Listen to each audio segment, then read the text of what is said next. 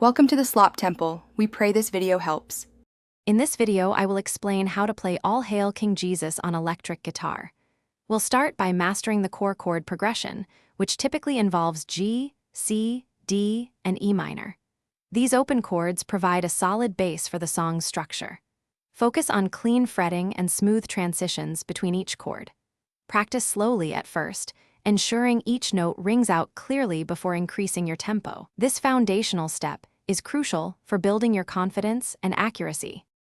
Next, let's focus on the rhythm and strumming patterns for All Hail King Jesus. A common approach involves a 4/4 time signature with a consistent down-down-up-up-down-up strum. Try to keep your strumming hand relaxed and fluid. Varying your strumming intensity can add depth and emotion to your playing. Remember, a steady tempo is key to making the song sound cohesive and professional. Use a metronome to help you stay in time.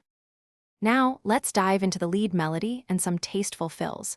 The main melody often resides in the higher register, typically around the 7th to 12th frets. You can use a clean tone with a subtle delay effect to enhance the sound. Simple arpeggios or single-note runs can be effective during instrumental breaks. Focus on playing expressively, letting each note sustain. These lead elements add a beautiful layer to the song's arrangement. Finally, let's talk about achieving the right tone for All Hail King Jesus. A clean amplifier setting with a slight boost in the mid-range often works well. Many guitarists find a compressor pedal invaluable for evening out dynamics and adding sustain. A subtle reverb pedal can create a spacious, ambient atmosphere, enhancing the song's worshipful feel. Experiment with these elements to find a tone that truly resonates with you and the song's spirit.